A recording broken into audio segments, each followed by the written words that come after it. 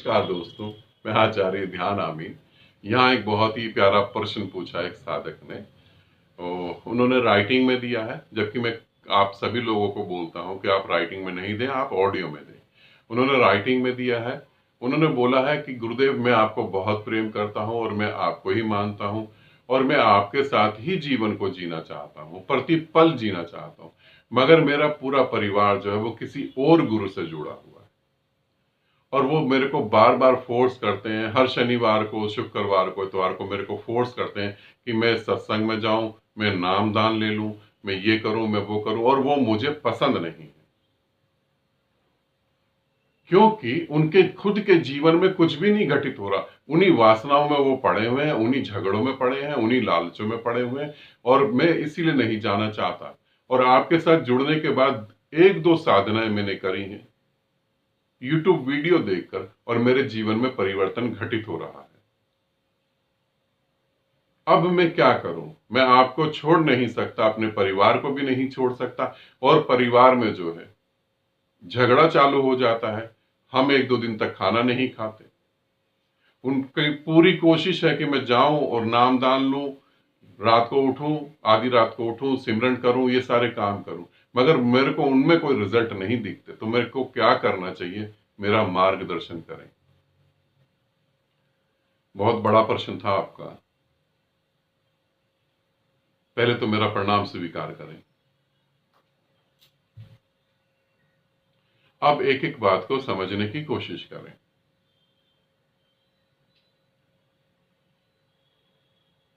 पहली बात, तुम्हें जब ये महसूस होता है कि ये मेरा गुरु है और इससे जुड़ के मेरे भीतर परिवर्तन हो रहा है, तो स्वयं परमात्मा आकर तुम्हें कहे कि इसे छोड़ दो, तो मत छोड़ना। तुम्हें पूरा पूरा बता रहा हूं, तो मत छोड़ना। क्योंकि परिवार को, समाज को तुम कई जन्मों से जीते आ रहे हो। ये सौभाग्य की घड़ी बार बार नहीं आती, तो मत छोड़ना। और तुम मेरे को नहीं पहचानोगे। तुम्हारे भीतर जो मेरा हिस्सा है, जो मेरा निराकार है, वो मुझे जानता है। वो तुम्हें फोर्स करता है। इसे ऐसे समझो, समुंदर है, सागर है, और सागर के ऊपर सूरज निकलता है, और सूरज जो आसमान में है उसकी गर्मी जो है सागर पे पड़ती है, और सागर का पानी भाप बन के उड़ता है। और जब वो भाप बन के उड़ता है तो कहीं दूर पहाड़ों पर जाके बारिश होती है, और जब कहीं दूर जाके पहाड़ों पर बारिश होती है तो वहां बर्फ और वो बारिश का पानी वो धीरे धीरे पिघलता हुआ एक नदी का रूप लेता है। वो नदी बहती है, मगर तुम देखो तो हम नदी को कभी भी नहीं कहेंगे कि तू सागर में मिल जा। तुम ध्यान से देखो, नदी सागर में जब मिलेगी तो अपने मीठेपन को खो देगी। कभी भी हम नदी को नहीं कहेंगे कि तू जाके सागर से मिल। सभी लोग नदी का विरोध करेंगे, सभी लोग नदी के खिलाफ हो जाएंगे, मगर नदी के भीतर कुछ ऐसा है, वो कुछ ऐसा पानी है, वो कुछ ऐसी प्यास है, वो कुछ जुदाई की बातें हैं उसके अंदर, बिछड़ने की बातें।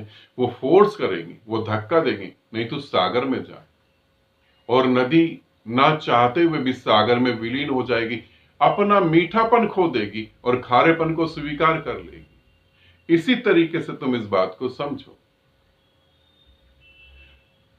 तुम अहंकार से मुक्त होने लगोगे, मगर समाज तुम्हें अहंकार से मुक्त नहीं होने देगा। जब तुम्हें कहा जाता है कि तुम हमारे गुरु के पास चलो और ज्ञान को प्राप्त करो, जो तुम्हें ले जा रहे हैं उनको खुद ही ज्ञान नहीं, ये मैं भी जानता हूं। जब तुम गुरु के पास जाते हो और तुम्हारे भीतर ज्ञान घटता है तो तुम्हें कहने की जरूरत ही नहीं होती, तुम्हारे द्वारा और लोगों को घटना चालू हो चुका होता है। तुम्हें कहना ही नहीं पड़ता कि तुम मेरे गुरु के पास चलो। वो खुद ही कहते हैं कि कभी अपने गुरु से मिलवाओ, कभी अपने गुरु के बारे में बताओ, कभी अपने गुरु की बातें बताओ। वो खुद ही कहते हैं तुम्हारे परिवर्तन के द्वारा। और जहां तुम्हारा ही परिवर्तन नहीं हो रहा, वहां जाके करोगे भी क्या? नदी को सभी रोकेंगे, मगर नदी के अंदर एक ऐसी प्यास है, वो सागर में एक होगी होगी।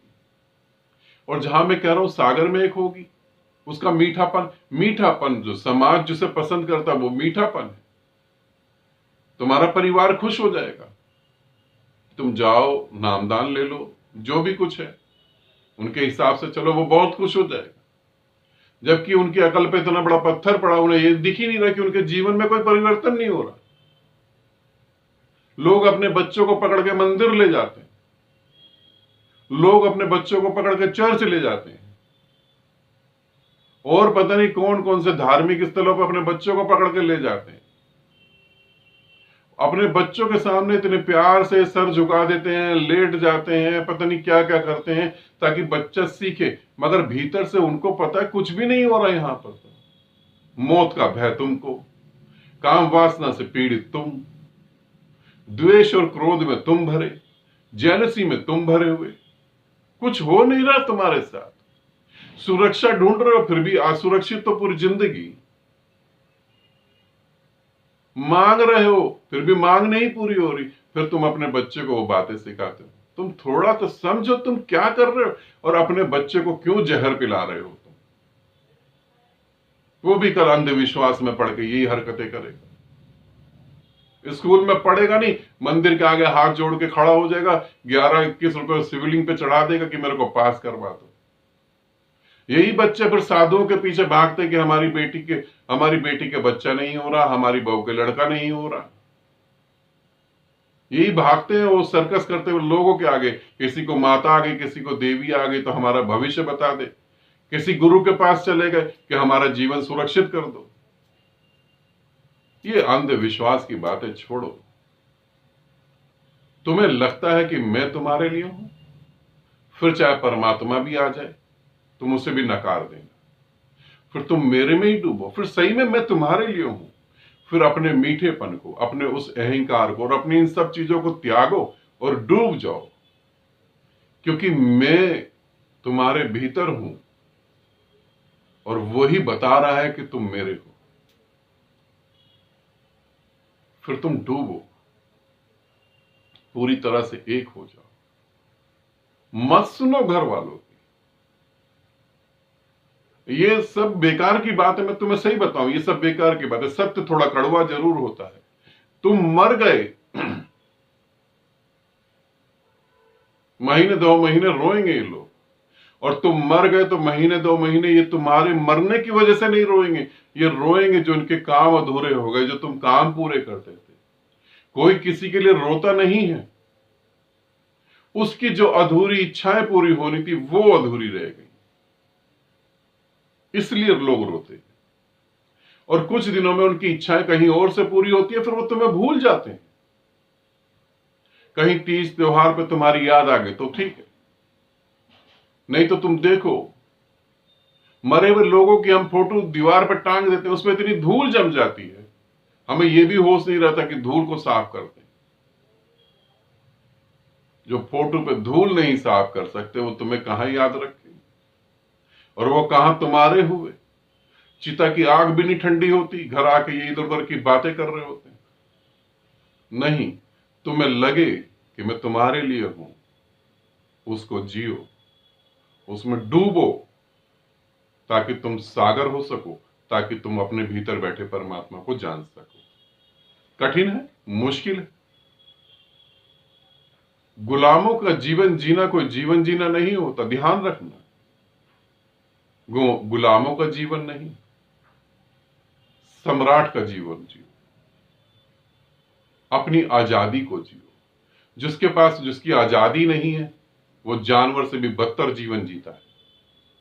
जानवर के पास भी अपनी आजादी होती है, और जिसके पास इंसान होने के बाद अपनी आजादी नहीं है वो इंसान नहीं, वो जानवर भी नहीं, वो उससे भी बदतर जिंदगी जी रहा है। अपनी आजादी को पहचानो, अपने पांव पे खड़े हो, अपने पे निर्भर हो। मैं तो यही कह सकता हूं। यदि तुम्हें आभास हो जाए, तुम्हें हल्का सा भी महसूस हो, फिर उतर जाओ पूरी तरह से परमात्मा में। सदा आनंदित रहो, सदा खुश रहो। बहुत बहुत प्रेम आप सभी को।